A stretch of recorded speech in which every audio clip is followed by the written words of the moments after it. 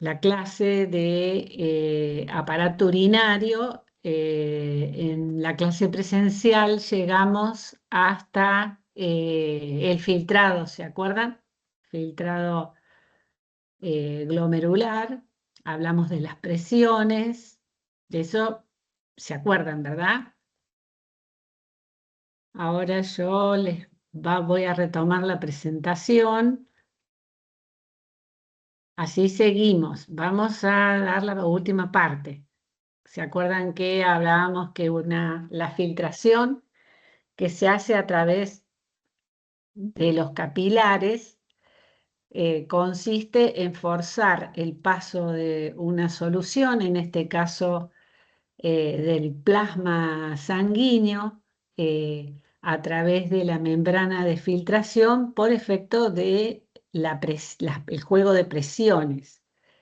A ese nivel actúa la presión hidrostática del capilar glomerular, que es una presión más alta que en los capilares periféricos de 55 milímetros de mercurio, que tiende a sacar el plasma a través de la membrana de filtración. La que estaba formada, ¿se acuerdan? Por el endotelio de los capilares glomerulares, la membrana basal y el epitelio de la hoja visceral de la cápsula de Bowman, que estaba formada por los podocitos. Esa presión hidrostática saca el líquido y los solutos que hay en solución. No salen todos los solutos, por ejemplo, las células formes, los glóbulos rojos, los blancos, no salen a través de esta membrana de filtración, tampoco las proteínas, o sea, sale muy poca albúmina porque la membrana basal impedía la salida de proteínas, albúmina, globulina, salen algunos aminoácidos o proteínas de muy bajo peso molecular, los iones, la glucosa, la urea, el ácido láctico, salen a través de esa membrana de filtración, el bicarbonato, la creatinina, todo lo que habíamos hablado en cuanto a desechos, ¿no? El ácido úrico, que ya constituían desechos, y obviamente el agua. Las presiones que se oponen a ese filtrado son la presión hidrostática de la cápsula de Bowman, que es de 15 milímetros de mercurio, y la presión coloidosmótica o oncótica de las proteínas del plasma, ejercida por la albúmina, la globulina, el fibrinógeno, que se oponen a la salida del líquido. Y nosotros hicimos el cálculo: 55 de presión hidrostática capilar menos 15 de la presión hidrostática de la cápsula de Bowman menos la presión coloidosmótica de la proteína, que era de 30, nos daba una presión neta de filtración de 10, que lleva a que el plasma filtre hacia la cápsula de Bowman y de allí pase al túbulo contorneado proximal. Esta filtración tiene mecanismos de regulación propios porque las presiones no son constantes, depende de si uno está en reposo o está en actividad. Cuando uno está en actividad, la presión aumenta. Entonces, hay mecanismos que regulan el filtrado propios del riñón. Por ejemplo, un mecanismo, yo acá les compartí la tabla del tórtora, que habla que la distensión o sea, de las fibras musculares de las paredes de la arteriola aferente, cuando se distiende porque aumenta la presión, estas fibras estiradas se contraen y de esa manera disminuye la luz, como para que no aumente tanto el filtrado durante la actividad. Ese es un mecanismo miogénico de la propia arteriola aferente. El otro mecanismo era la retroalimentación túbulo-glomerular, que este mecanismo es desencadenado por la mácula densa, que si se acuerdan era la formación que tiene lugar próximo a la arteriola aferente de la porción ascendente del asa de Henle. Allí las células del asa están muy unidas entre sí, forman la mácula densa. Esa formación capta la llegada de sodio y de cloro rápida al asa de Henle y produce la liberación de óxido nítrico, mejor dicho, la inhibición de la liberación de óxido nítrico, y esto lleva a la contracción de la arteriola aferente para que no haya mucha pérdida de líquido por la filtración durante la actividad. Y después tenemos la regulación neural o de las fibras nerviosas, que tiene que ver con la inervación de las fibras musculares lisas de la arteriola aferente por la vía simpática autónoma, que produce liberación de catecolaminas que estimulan los receptores alfa y producen vasoconstricción. No nos tenemos que olvidar la regulación hormonal, que depende de la angiotensina 2, que se produce como consecuencia de la secreción de renina, que también es vasoconstrictora, y del péptido natriurético auricular secretado por las aurículas, que producen la relajación de las células mesangiales y que aumentan la superficie capilar disponible para la filtración. Esto tiene que ver con el aumento de la filtración por el aumento de la superficie de filtración por parte de los capilares glomerulares. Las células mesangiales, acuérdense que son células contráctiles que se ubican entre la arteriola aferente y eferente. En el caso de el aparato yuxtaglomerular, que es el responsable de la secreción de renina, que está formado por la mácula densa, que hablábamos recién del asa de Henle, y por células especializadas que tienen que ver con la secreción de renina, que es la enzima que secreta el riñón ante los cambios de la luz de la arteriola aferente, sobre todo cuando hay una alteración de la homeostasis hídrico que aumenta la filtración glomerular.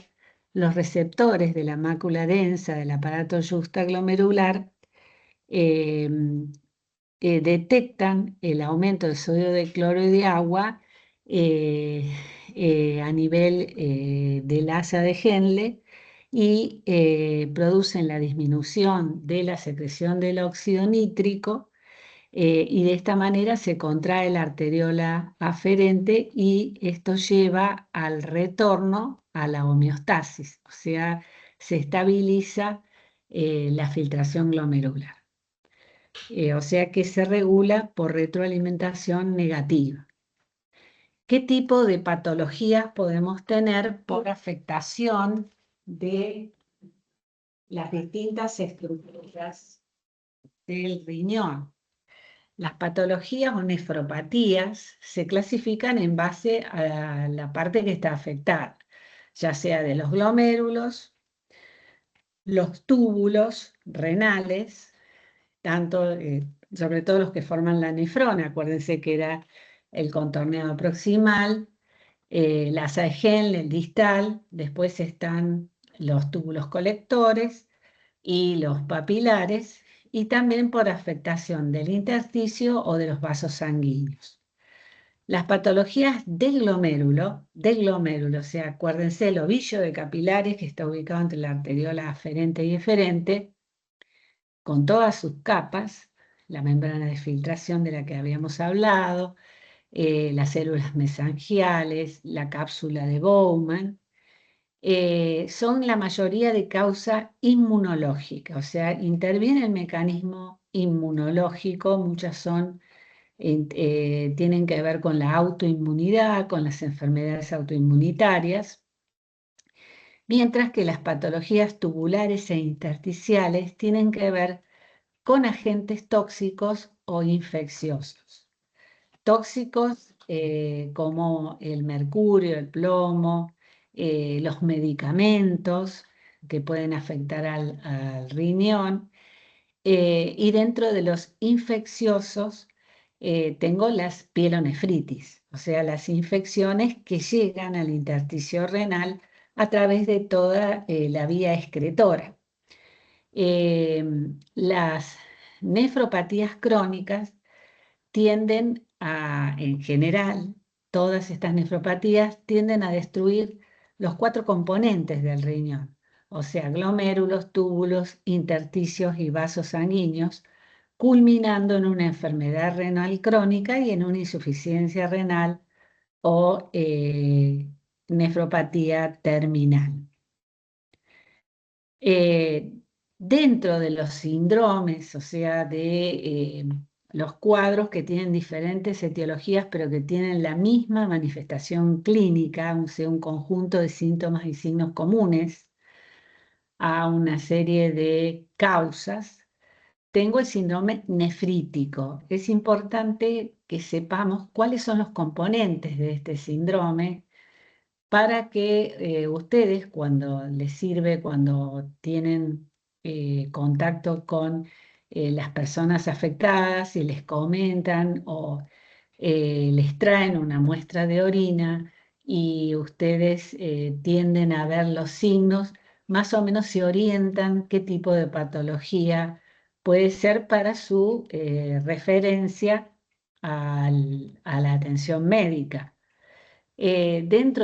Del síndrome nefrítico es un cuadro que se caracteriza por los siguientes síntomas y signos. Primero, hematuria, sangre en orina.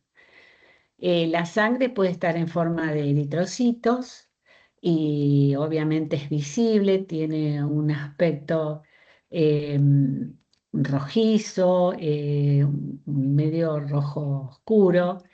Y en el sedimento va a haber eritrocitos y cilindros. Cilindros son los glóbulos rojos que se acumulan siguiendo el molde de los túbulos renales, de los que habíamos hablado. Ese es uno de los signos que forma el síndrome nefrítico. El otro es la oliguria, o sea, la disminución de la diuresis con aumento del nitrógeno ureico, o sea, aumento de urea, de creatinina, que ya lo habíamos comentado.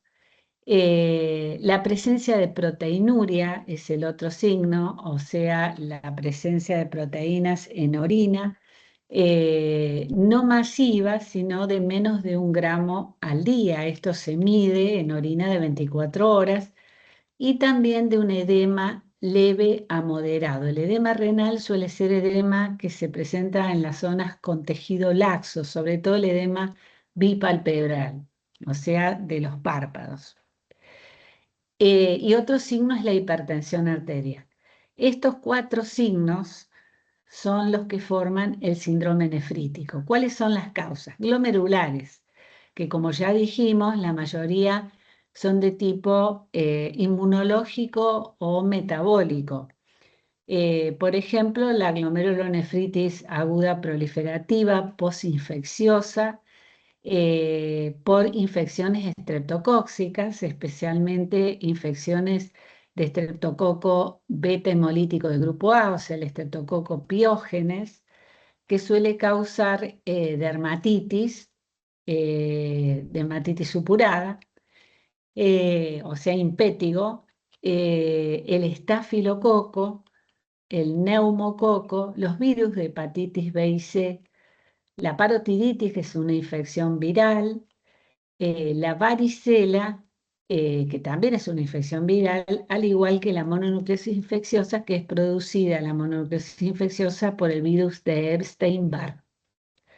La toxoplasmosis, la sífilis y el paludismo.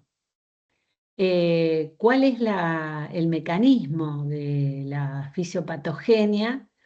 Estas enfermedades suelen generar complejos antígeno-anticuerpo que se depositan a nivel del glomérulo, desencadenan una respuesta inflamatoria con aumento de los fagocitos, de los glóbulos blancos, y también producen hiperplasia de las células glomerulares.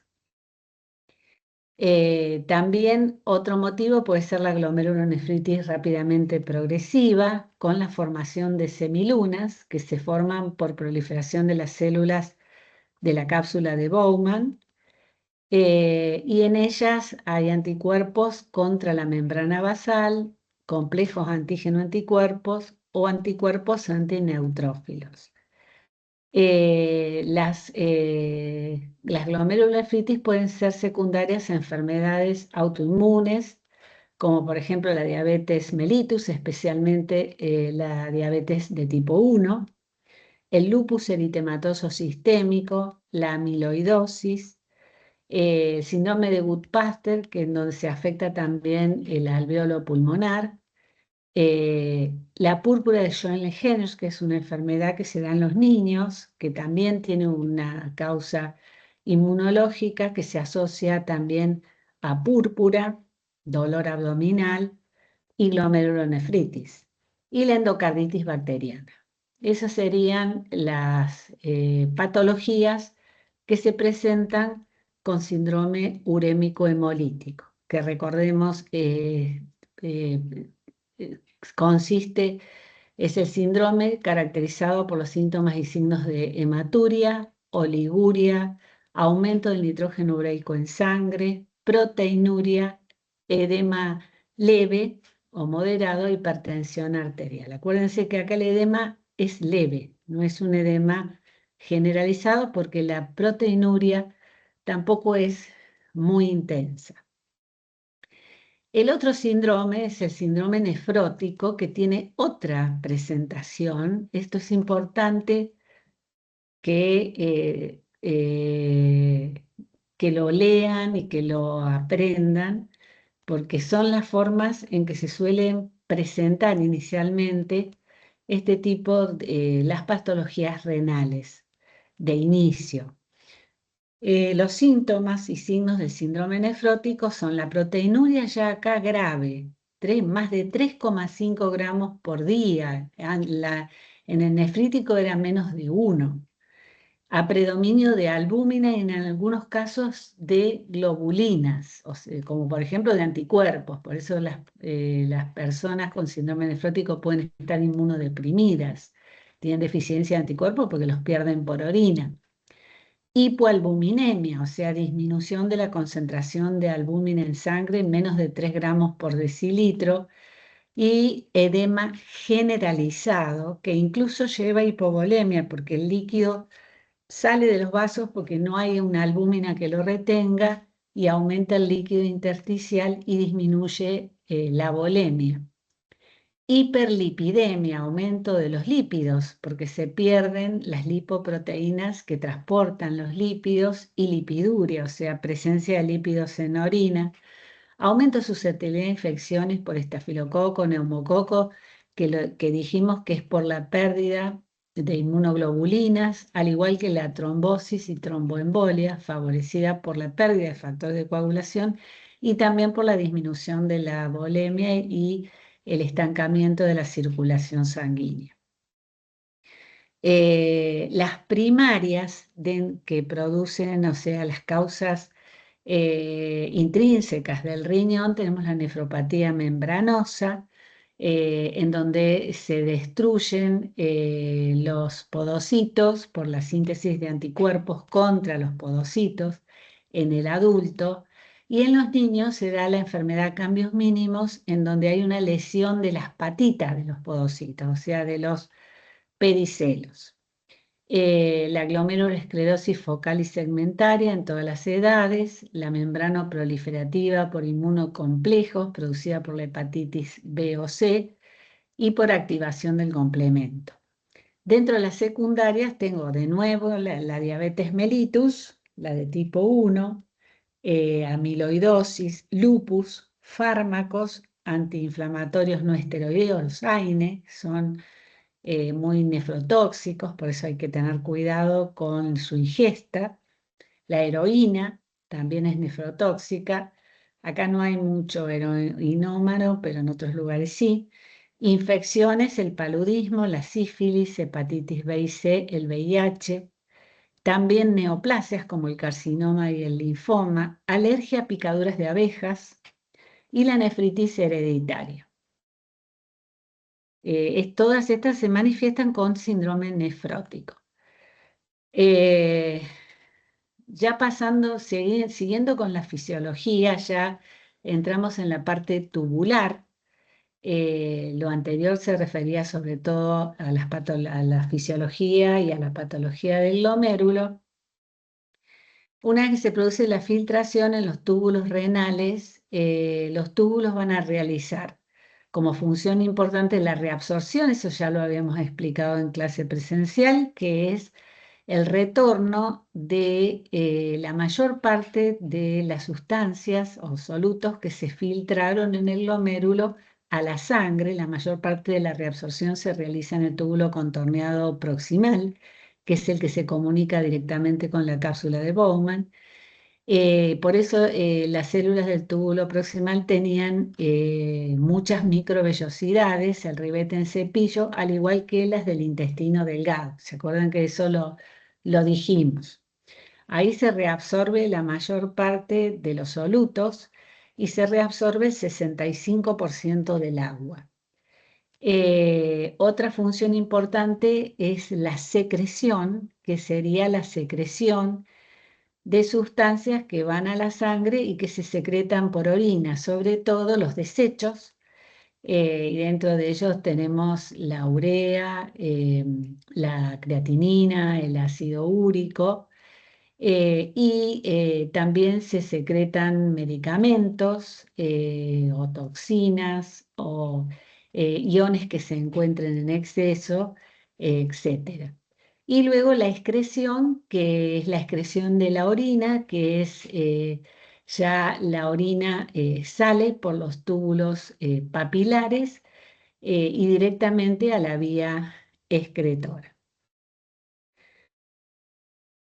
Esta tabla después mírenla bien para que vean en qué medida las sustancias filtran, se reabsorben, se secretan y se excretan por orina.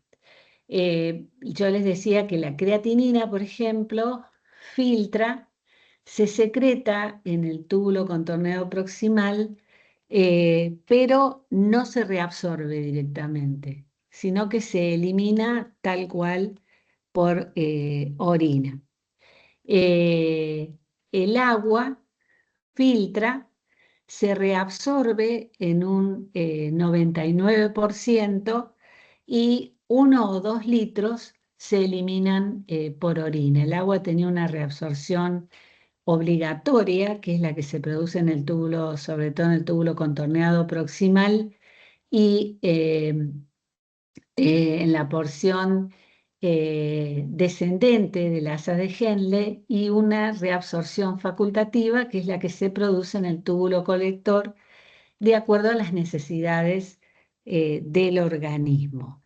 Las proteínas filtran y se reabsorben en un 99%, muy poco se elimina por orina. Lo mismo se da con el sodio y con el cloro, no así con el potasio, que suele secretarse por orina, y con el hidrógeno. El riñón es un importante órgano que secreta hidrógeno y reabsorbe prácticamente una gran proporción del bicarbonato para mantener el equilibrio ácido-base. Esto es un gráfico de la función del túbulo contorneado proximal, en donde vemos que tiene un importante papel en la reabsorción. También tiene funciones de secreción, que las sustancias muchas veces se intercambian.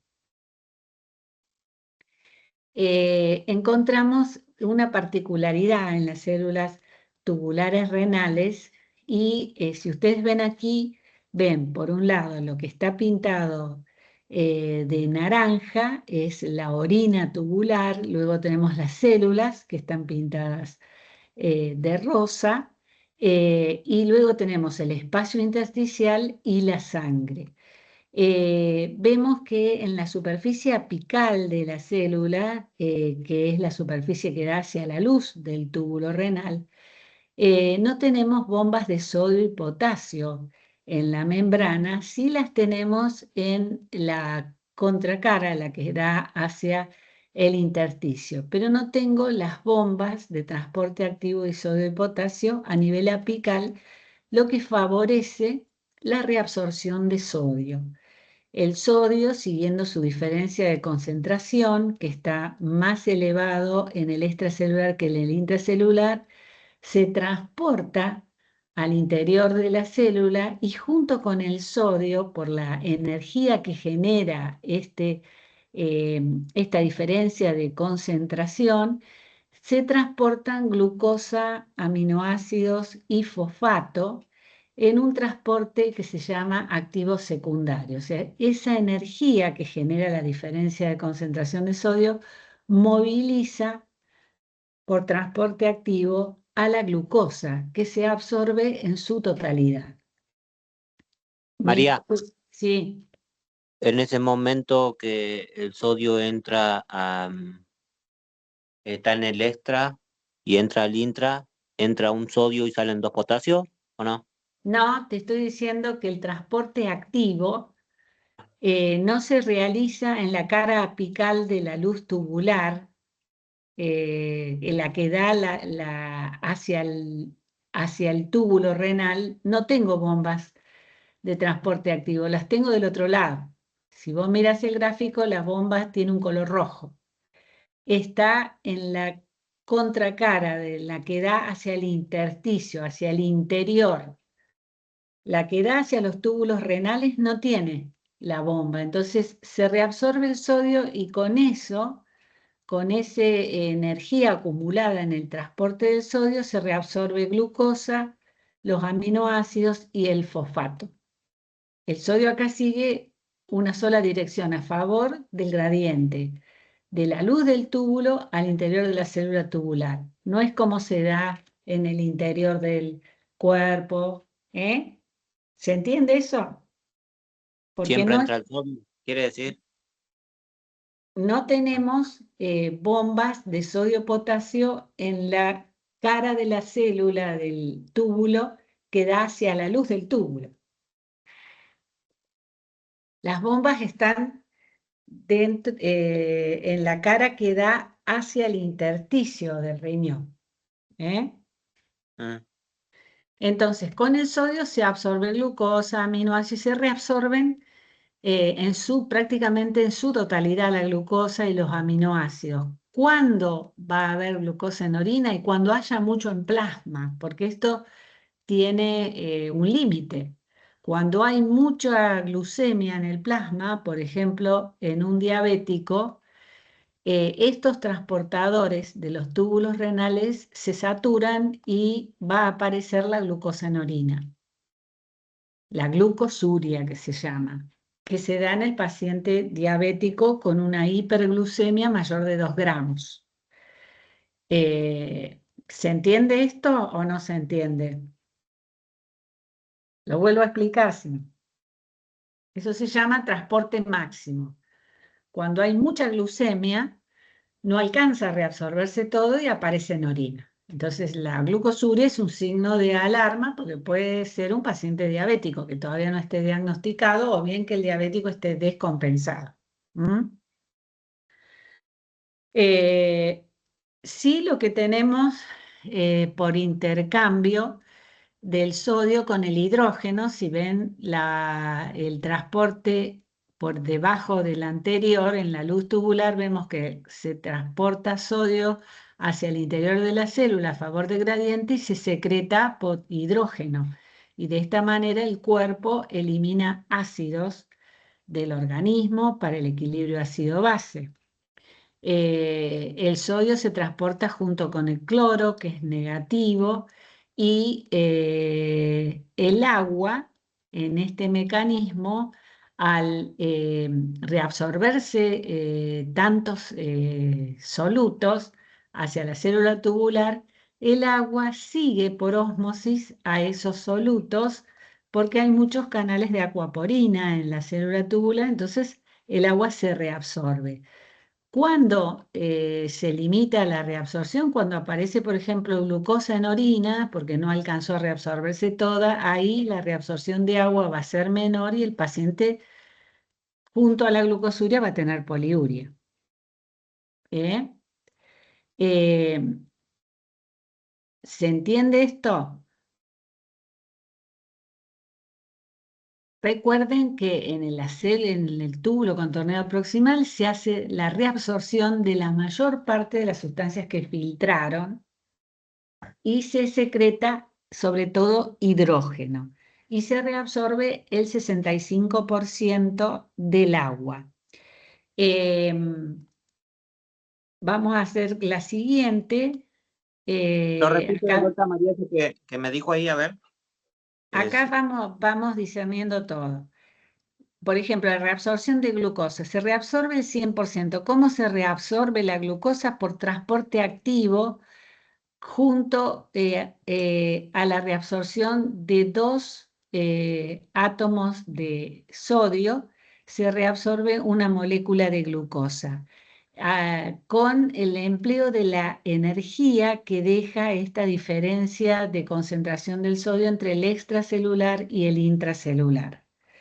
Este sería el túbulo contorneado proximal. Vemos las microvellosidades que tiene y cómo se hace la reabsorción de toda la glucosa que después se va hacia la sangre, saliendo de la célula por difusión facilitada hacia el capilar peritubular. Entonces la glucosa se recupera y no se pierde por orina, salvo que haya una glucemia muy alta y todo este mecanismo se sature, entonces se empieza a perder glucosa por orina y con eso se retiene agua también. ¿Eh? mm, Em, Sigamos. ¿Está claro? La sí, glucosa, la glucosa en la orina, cuando aumenta la glucosa en la orina se llama glucosuria y es cuando hay hiperglucemia. La causa más frecuente es la diabetes. A veces hay otras causas de hiperglucemia, puede ser el estrés, un aporte exagerado de glucosa, pero lo más frecuente, lo que ustedes van a detectar por ahí en una orina con una tirita reactiva, esa glucosa puede estar indicando que el paciente tiene un aumento de su glucemia, entonces hay que derivarlo para que se hagan los estudios correspondientes, porque sabemos que la diabetes es una enfermedad prevalente.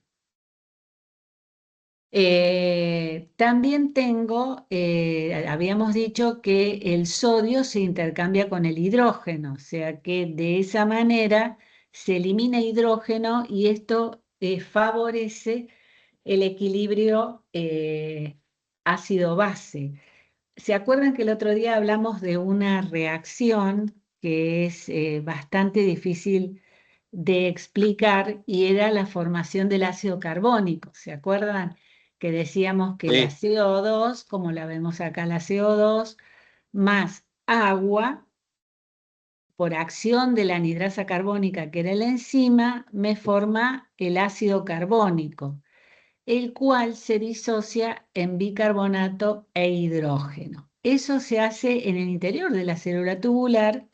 El hidrógeno se secreta hacia la luz del túbulo, o sea, se elimina el hidrógeno, el ácido hacia la luz del túbulo, y el bicarbonato que se forma se reabsorbe junto con el sodio hacia el intersticio y hacia los capilares peritubulares y así se recupera bicarbonato. El bicarbonato se reabsorbe de esta manera, más de un 90% del bicarbonato que filtró se reabsorbe de esta manera, siempre reconstruyéndose como ácido carbónico que se disocia en bicarbonato de hidrógeno que se intercambia por el sodio. Ese es otro mecanismo de reabsorción en el túbulo contorneado proximal.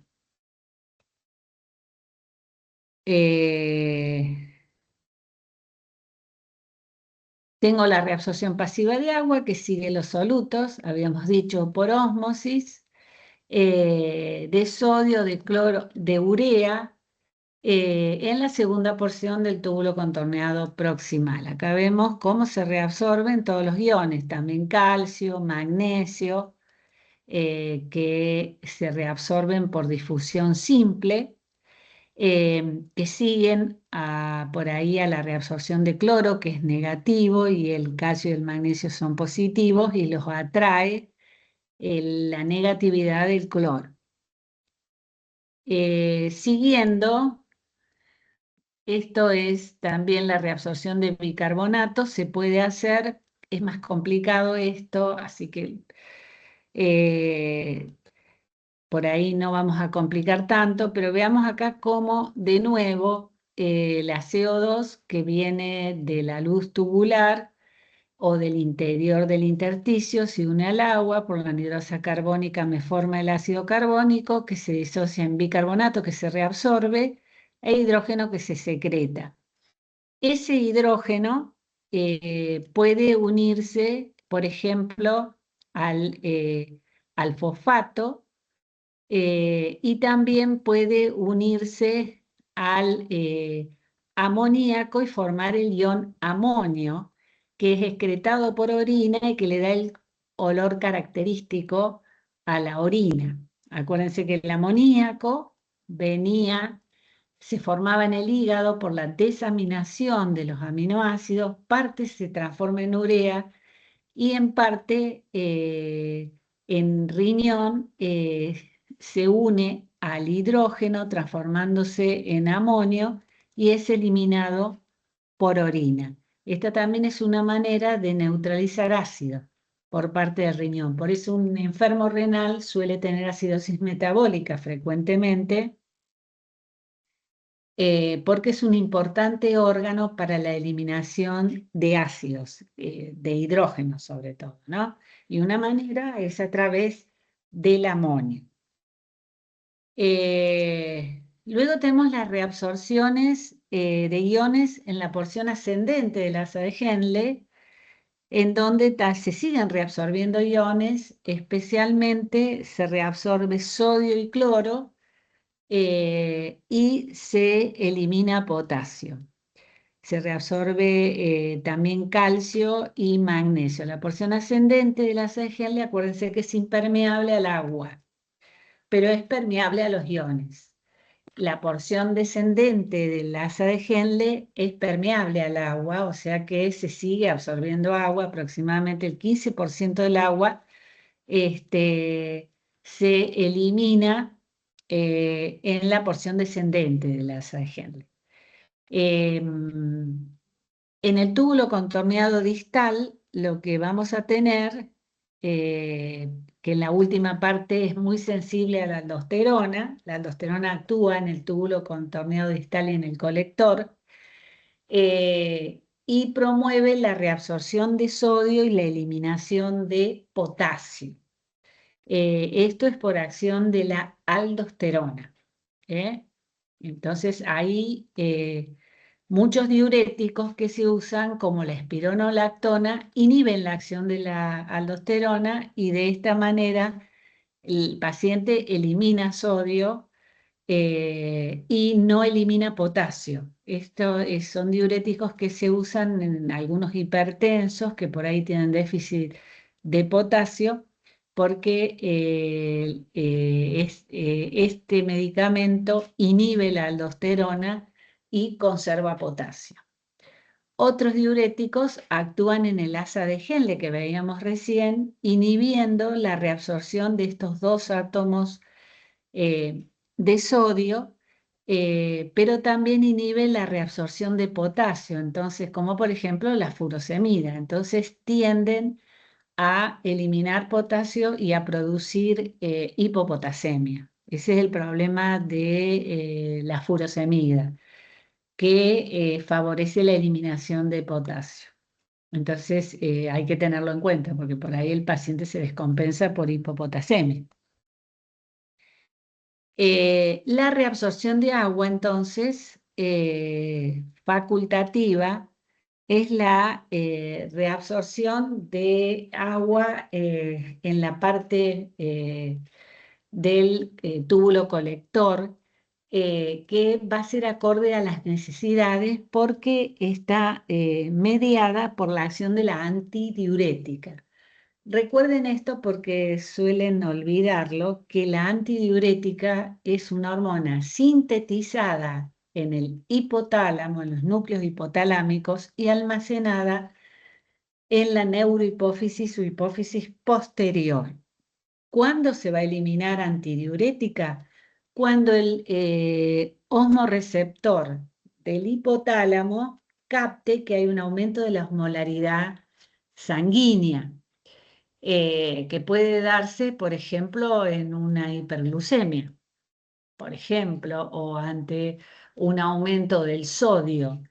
Entonces se secreta el aumento de sodio, que puede ser porque la persona ingirió mucho sodio, se le administró mucho sodio, o porque perdió agua y el sodio aumentó su concentración, porque son los dos determinantes más importantes de la osmolaridad plasmática, son el sodio y la glucosa. Entonces, cuando el osmorreceptor detecta que la osmolaridad plasmática es mayor de 300 moles por litro, libera antidiurética que va a actuar en los túbulos colectores del riñón y en la última parte del distal, produciendo la inserción en la cara apical de de las células epiteliales del túbulo colector de canales de acuoporina 2 y la hace muy permeable al agua y de esta manera se reabsorbe agua en el túbulo colector, el cuerpo retiene agua y disminuye la diuresis porque disminuye el volumen de orina. Por eso la hormona se denomina antidiurética, porque disminuye la diuresis.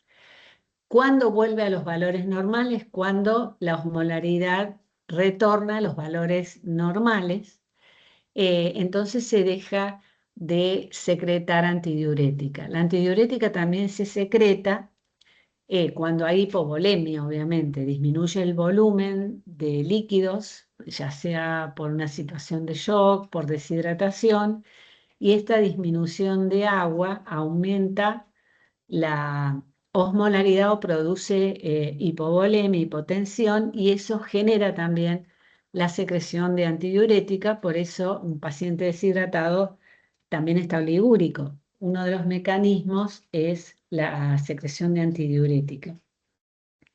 Esta hormona lleva a que nosotros eliminemos mucha agua cuando la ingesta de agua supera a las necesidades y tenemos un exceso de agua. Se va a bloquear la secreción de antidiurética y va a aumentar la diuresis. ¿Por qué? Porque esos canales de acuoporina que yo les decía, que se insertan en la membrana apical, vuelven al interior de la célula y el túbulo colector se hace impermeable al agua y no se reabsorbe agua. Pero cuando yo ingiero menos agua, o la pierdo en una deshidratación, aumenta la osmolaridad, disminuye la volemia, esto produce secreción de antidiurética. De nuevo, los canales de acuoporina se insertan en la membrana de la cara apical de las células del túbulo colector y comienza a reabsorberse de agua para volver el equilibrio hidroelectrolítico a la normalidad. Cuando vuelve a la normalidad la osmolaridad y la volemia, se deja de secretar antidiurética.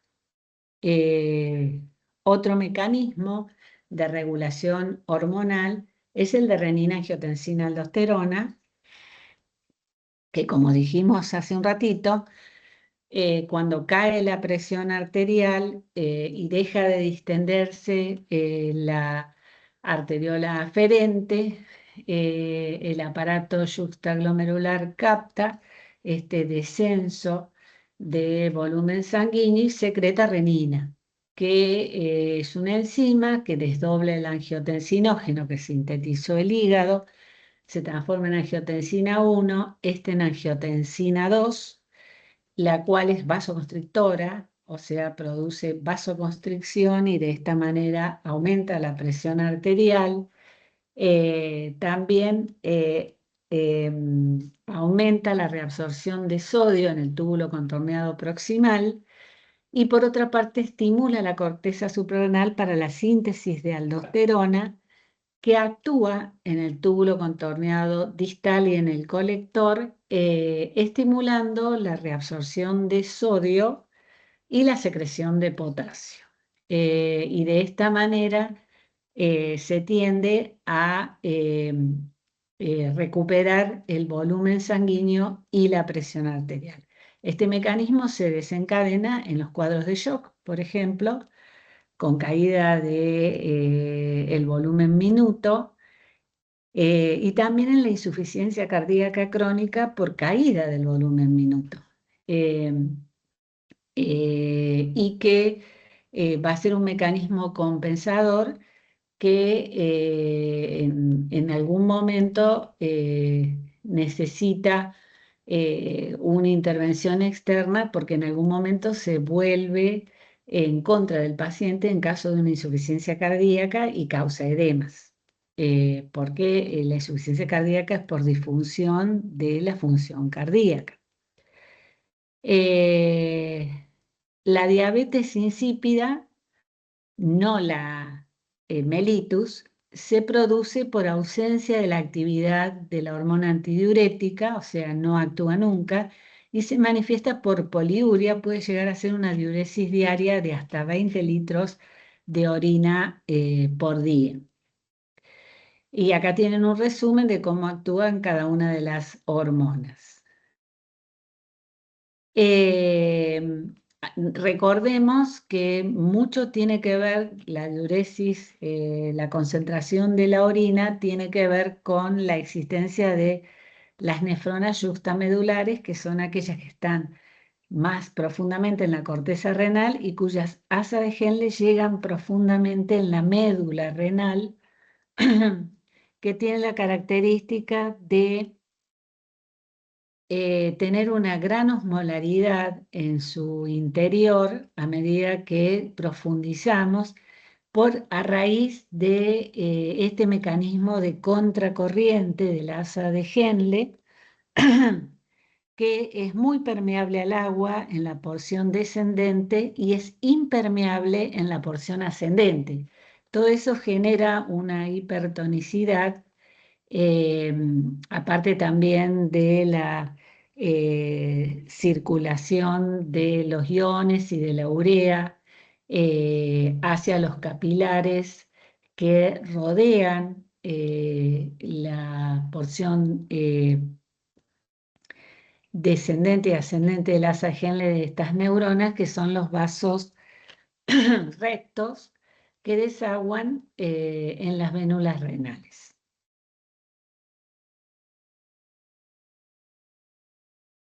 Y acá tienen una síntesis de lo que ya hablamos, que se las hice como para sintetizar lo que hablamos en cuanto a la función de cada uno de los sectores de la nefrona. Vemos, por ejemplo, que en el proximal se reabsorbe el 65% del agua por ósmosis, se reabsorbe y también del sodio y del potasio, el 100% de la glucosa y los aminoácidos, el 50% del cloro, el 80 al 90% del bicarbonato, el 50% de la urea, el calcio, el magnesio, El calcio también se reabsorbe en el túbulo contorneado distal y se secreta hidrógeno, amonio, urea y creatinina en poca cantidad. En el asa de Henle tenemos la reabsorción hacia la sangre del 15% de agua en la rama descendente hacia la sangre, y en la rama ascendente se reabsorbe el 30% del sodio, del potasio, el cloro, bicarbonato, y la secreción hacia el túbulo de urea es variable. A lo que no les dije es el filtrado glomerular, que se filtraba es aproximadamente 105 a 125 mililitros por minuto, en los cuales se filtra agua y solutos, a excepción de los glóbulos rojos, plaquetas y albúmina. En el túbulo contorneado distal se reabsorbe agua, un 10 a un 15% por ósmosis, de 5% de sodio, cloro. La absorción de calcio es variable y es estimulada por la paratohormona u hormona paratiroidea. Las células principales del túbulo contorneado distal y colector reabsorben agua, un 5 o 9% en presencia de antidiurética, se reabsorbe sodio y se secreta en forma variable, según la ingesta, potasio.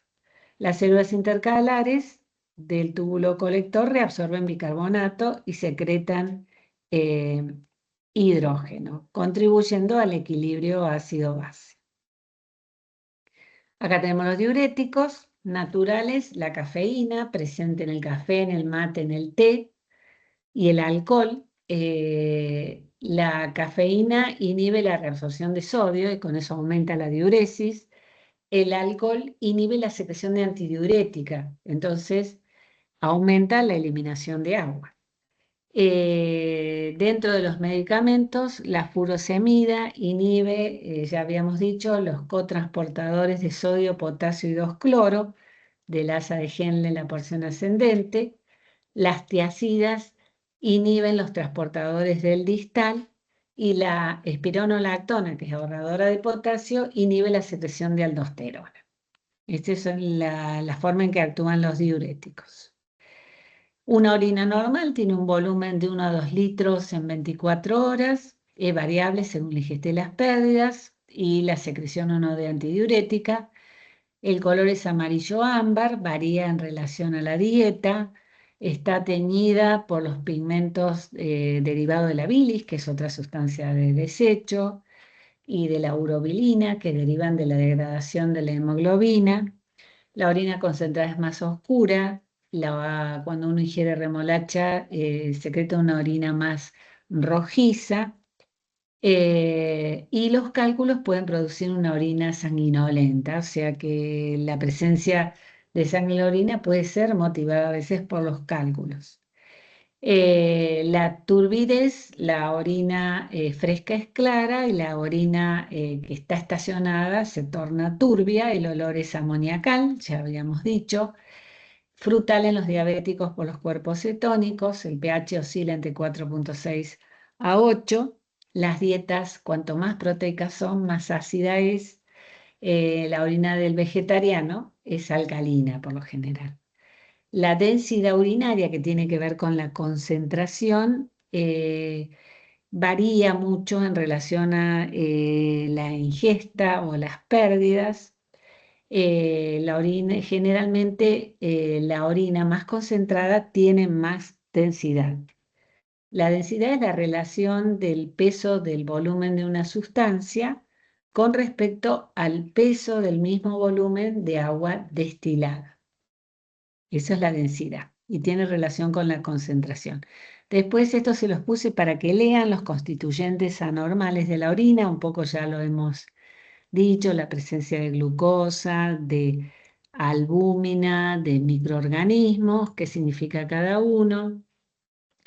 La función renal se evalúa midiendo el nitrógeno, especialmente la urea, que deriva del la desaminación de los aminoácidos, los valores normales es de 6 a 24 miligramos por decilitro, la creatinina plasmática que proviene del catabolismo de la fosfocreatina en el músculo esquelético que llega hasta 1,5 miligramos por decilitro. Otros cuadros clínicos que puedo tener, aparte del síndrome nefrítico y nefrótico, es la azoemia, que es el aumento del nitrógeno ureico en sangre, y de la creatinina, que me está hablando de una disminución del filtrado renal. Puede ser prerrenal, o sea, por una causa que no involucre inicialmente al riñón, por ejemplo, en un cuadro de shock, de hipovolemia, de deshidratación, o puede ser posrenal cuando se produce una obstrucción distal al riñón en la vía urinaria, por cálculos, por tumores, etc. La uremia, o sea, el aumento de estos desechos en sangre, produce una serie de cuadros clínicos como gastroenteritis urémica, pericarditis, o sea, inflamación a nivel del pericardio, y también una neuropatía periférica. En la insuficiencia renal aguda se produce una disminución del filtrado en poco tiempo, horas o días. Vamos a tener azoemia, o sea, aumento de urea y creatinina, y desequilibrio hidroelectrolítico, en especial hiperpotasemia y acidosis metabólica. Se manifiesta con oliguria, o sea, una diuresis menor a 400 mililitros por día, o anuria, una diuresis menor a 100 mililitros por día.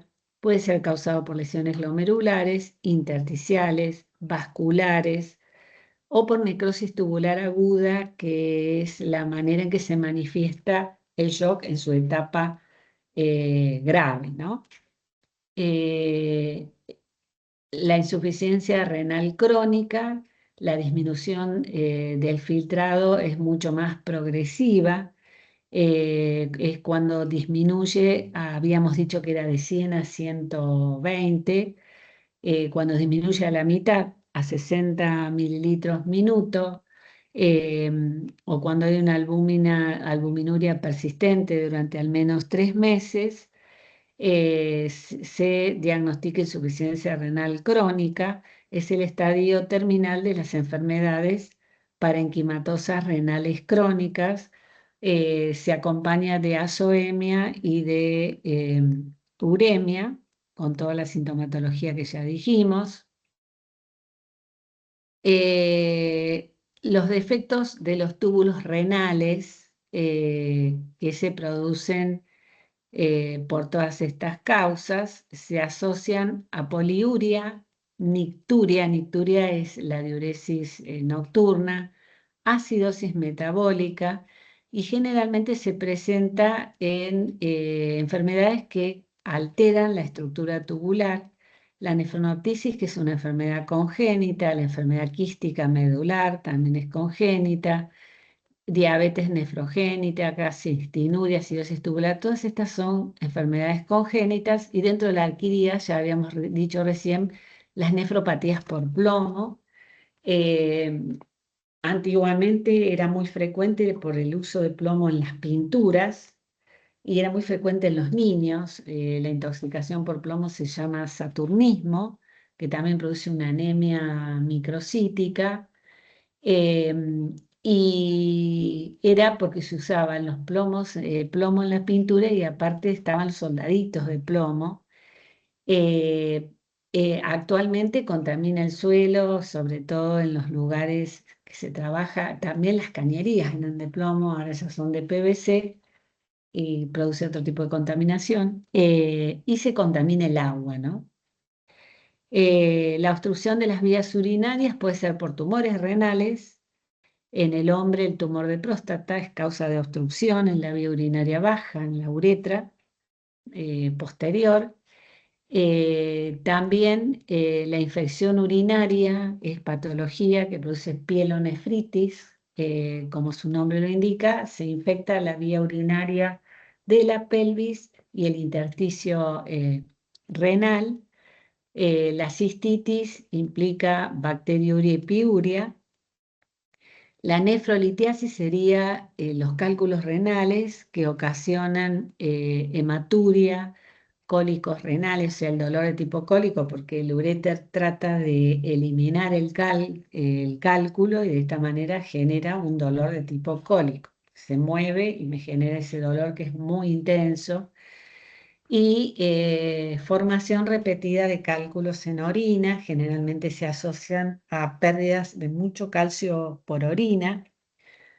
Entonces, se debe controlar su eliminación para disminuir la formación de cálculos. La enfermedad renal crónica o insuficiencia renal crónica es el resultado de enfermedades renales, dentro de ellas marcha a la cabeza la diabetes, la hipertensión arterial sistémica como principales causas.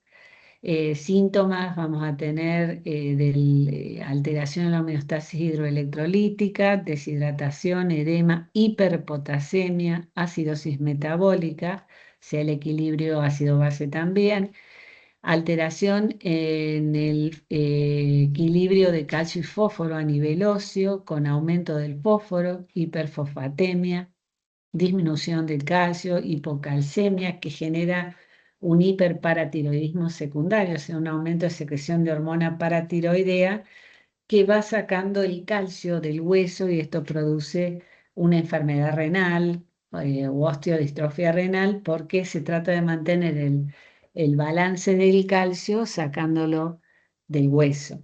A nivel hematológico, anemias por disminución de eritropoyetina, también tendencias hemorrágicas, a nivel cardiopulmonar, hipertensión, insuficiencia cardíaca congestiva, miocardiopatía, edema pulmonar y pericarditis urémica. A nivel digestivo, también por la uremia, náuseas y vómitos, hemorragia, esofagitis, gastritis, colitis. A nivel neuromuscular, la neuropatía y encefalopatía. Y a nivel de piel, un color cetrino, medio amarillento, y también genera dermatitis. No se olviden que la urea se excreta por las glándulas sudoríparas con un prurito muy intenso.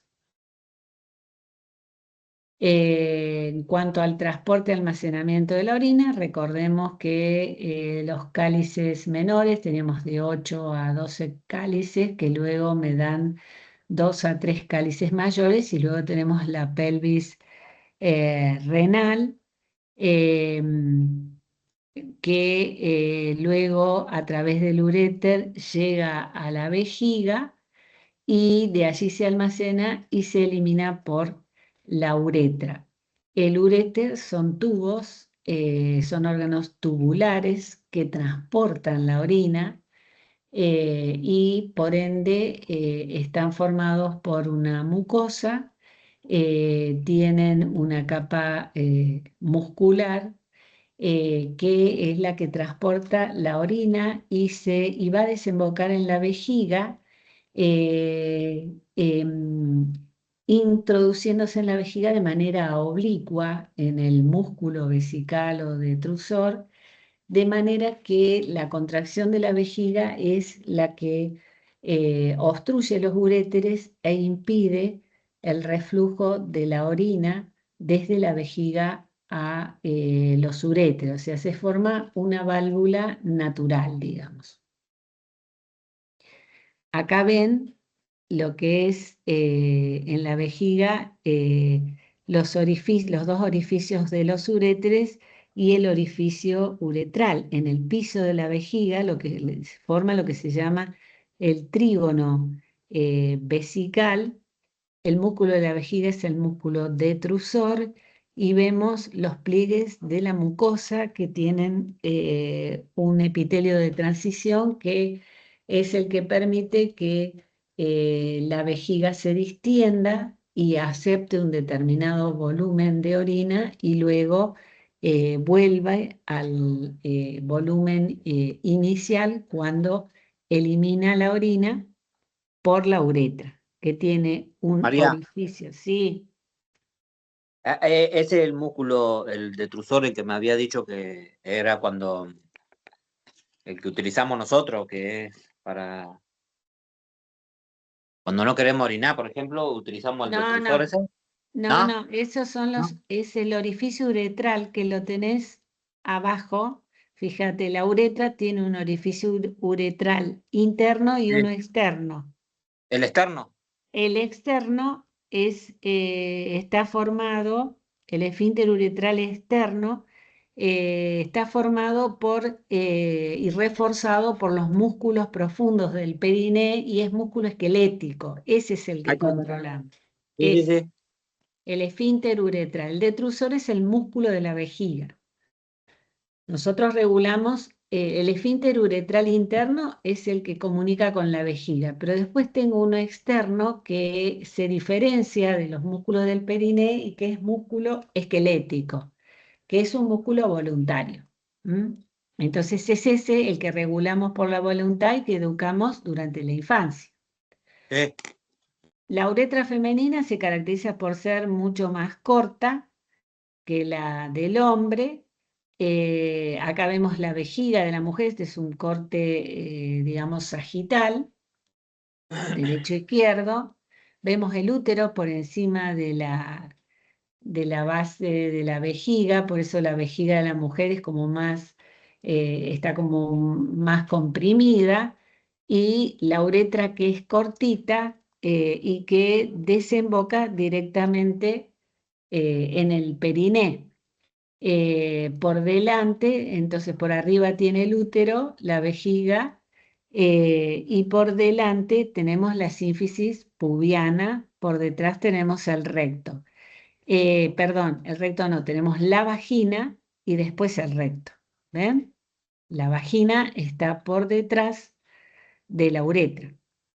Comunica con el útero que está por encima. Cuando la vejiga se llena, se sube y eso motiva que en las cesáreas, eh, cuando se tiene que acceder al útero, se coloca una sonda para vaciar la vejiga, porque de lo contrario el cirujano tiene grandes riesgos, muchas veces se lesiona la vejiga porque se interpone al útero cuando está llena, porque fíjense cómo está el útero por encima del piso de la vejiga. Cuando la vejiga se infla, sobresale y puede lesionar el cirujano, el ginecólogo, eh, la vejiga, porque se antepone al útero. Por eso hay que vaciarla para evitar eso. En el Dijo que hombre, la sí. vagina está por detrás de la uretra, ¿no? Sí. Y fíjate, mira, vamos a la anterior, fíjate que vos tenés la vejiga urinaria y la Sí, uretra, y acá tenés el útero sí, y el útero, el cuerpo, el cuello y la vagina. O sea, sí, la vagina está entre la vejiga y el recto. O sea sí. que vos no vas a tener la limitación con el recto porque tenés la vagina. Distinto al hombre, si miramos el hombre, bueno, la uretra es más larga, obviamente, y tiene los tres segmentos. En el hombre, eh, la uretra membranosa va a estar bajo los efectos del músculo perineal. La uretra posterior se relaciona con la próstata, es la que se llama la uretra prostática, y yo por detrás de la uretra prostática tengo el recto, ¿ven? Y parte de la uretra membranosa, porque acá no tengo vagina, obviamente. Tengo y tengo la vejiga. eh, Vamos a ver acá.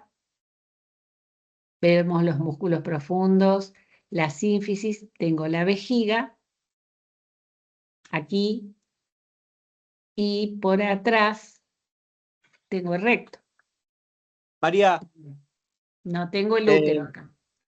por ejemplo, vio las personas que andan en bicicleta que se ponen la almohadilla esa es porque está protegiendo la uretra prostática.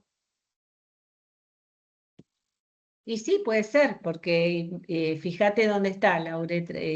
Sí, la Sí, uretra prostática, acá la tenemos a la uretra, fíjate que ahí en el gráfico ves dónde está la sí, próstata, ¿ves? sí, sí, Medio está por debajo de la vejiga y por ella pasa la uretra prostática. sí. Y después la membranosa es la que yo te diría la que más se afectaría en el ciclismo porque está rodeada por los músculos del periné, que es lo que vos apoyás en el asiento de la bicicleta. Esa es la que también afecta, por ejemplo, si el asiento de la bicicleta no está en una dirección bien, digamos, de costadito, ¿cómo era? Horizontal. Claro, porque vos la ves ahí, la membranosa está bastante expuesta. Está expuesta, sí. eh, y la membranosa está sostenida por los músculos perineales, el músculo del periné, que es un músculo Pero, esquelético. ¿cómo? En la mujer no sería así, solo en el hombre. En la mujer vos tenés el periné rodeando a la uretra de la mujer. Forma el esfínter externo. Mm, En el hombre no. ahí está. Sí, En el hombre vos tenés la uretra membranosa. sí. Bueno,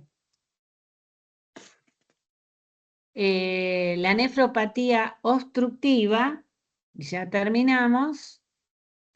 Quiere decir que hay una obstrucción en la vía urinaria a nivel de la pelvis, pueden ser cálculos. Los cálculos pueden estar en la pelvis y a veces son muy molestos porque generan hematuria más que dolor, porque están en un sector que por ahí no te va a ocasionar mucho cólico, pero generan hematuria.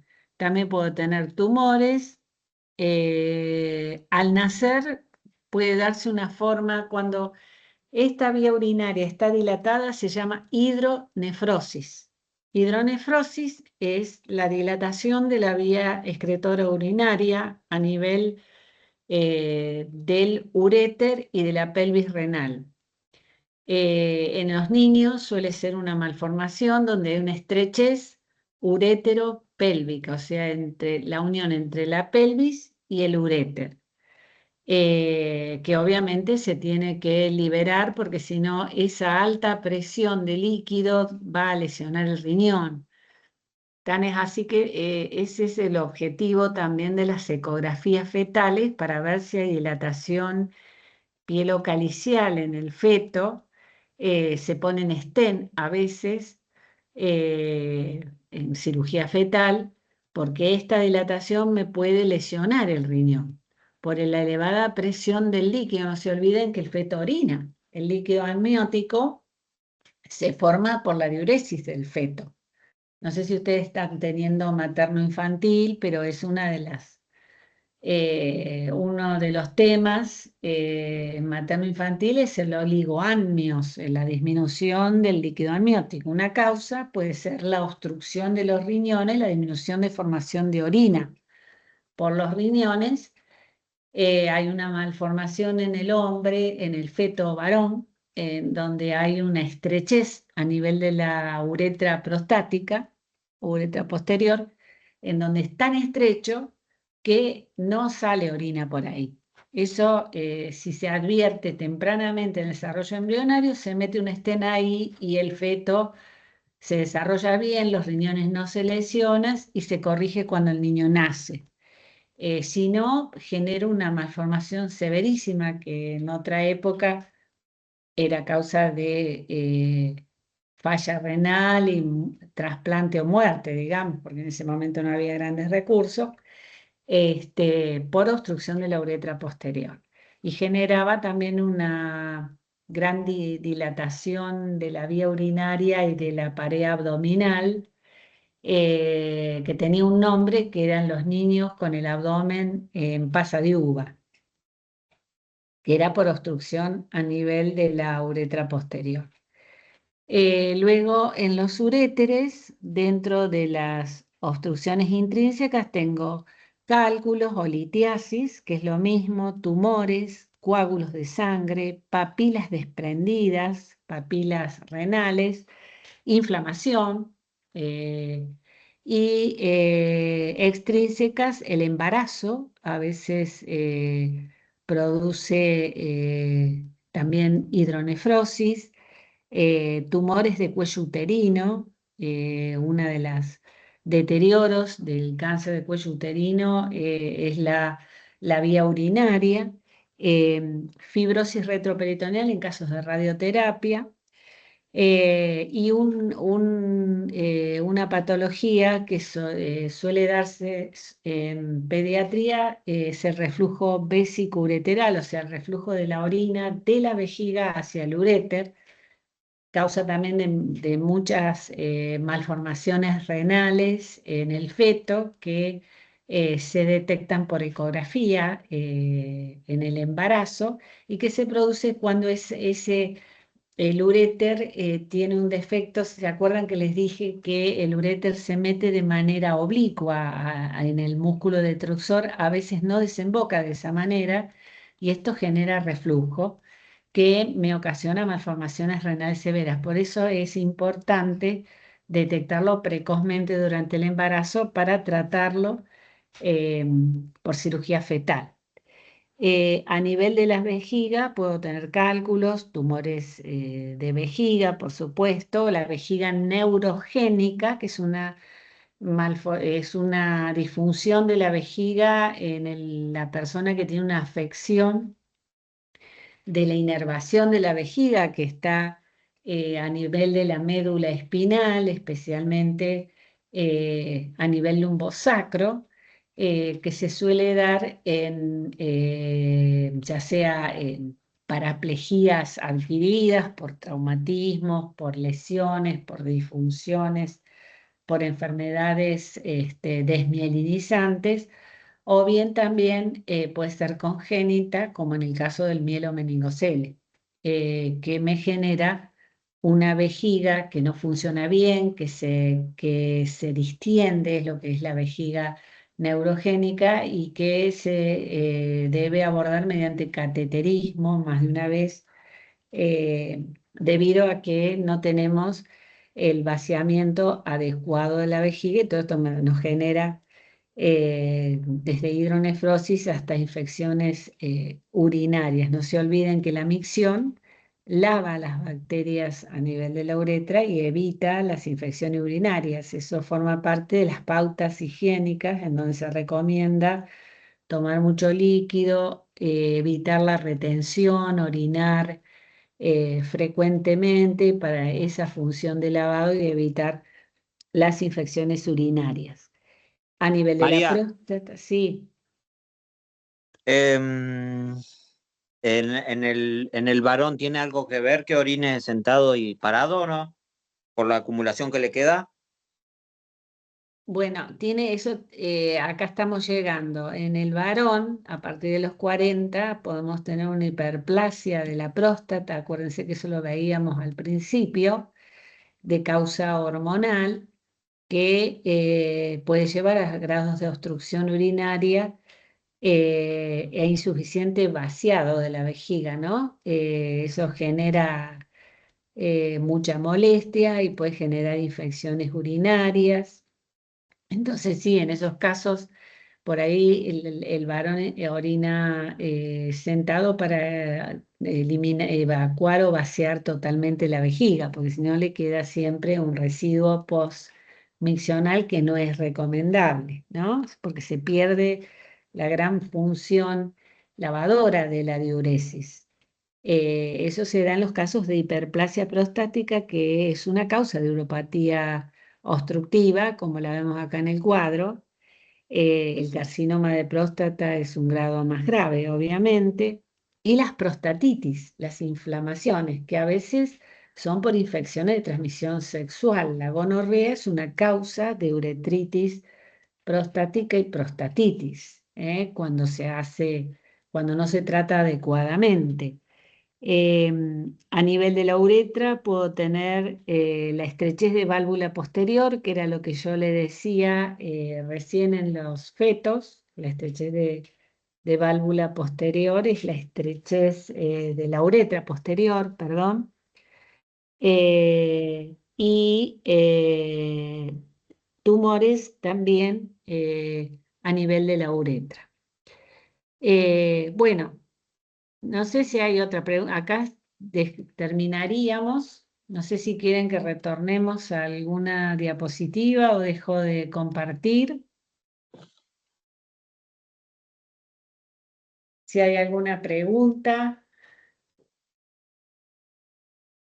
Si no, dejo de compartir. Bueno, María, nos vemos la semana que viene. Bueno, perfecto. Nos vemos entonces. Ya la semana que viene.